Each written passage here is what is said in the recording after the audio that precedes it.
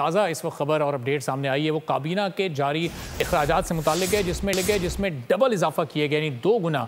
अब जो इस वक्त ये बजट है 35 करोड़ 18 लाख से बढ़ाकर 68 करोड़ 87 लाख करने की ये तजवीज़ इस पर सामने आई है। जहाँ एक तरफ ऑस्टेरिटी मेजर्स की बात हो रही थी, हुकूमती अखराजात को कम करने की बात हो रही थी, वहाँ ये इजाफा दुगना कर दिया गया है। तो तनख्वाहों और अमरात के लिए बजट 27 करोड़ से बढ़ाकर 50 करोड़ 54 लाख करने की तजवीज़ सामने आई है। वज़ीर आज़म के मुशीरों की तनख्वाहों और अमरात के लिए बजट 3 करोड़ 61 लाख रुपए से बढ़ाकर 6 करोड़ 31 लाख रुपए, यानी तकरीबन दुगना कर दिया गया है।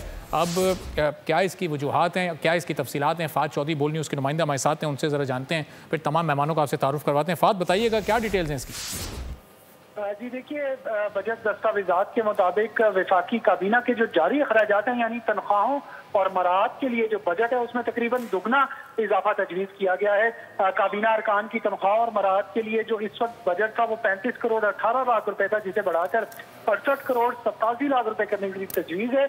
इसमें वफाकी वज़रा और वज़राए मुमलिकत की जो तनख्वाहें और मराहत हैं उसके लिए 27 करोड़ से बजट बढ़ाकर 50 करोड़ 54 लाख, जबकि मुशीरों की तनख्वाह और मराहत के लिए बजट 3 करोड़ 61 लाख से बढ़ाकर 6 करोड़ 31 लाख करने की तजवीज़ है।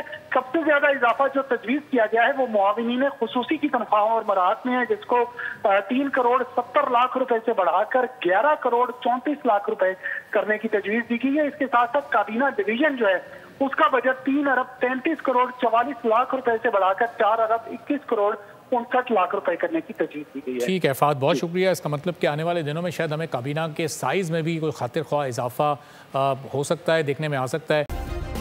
सब्सक्राइब करें और बेल दबाएं ताकि कोई खबर रह न जाए।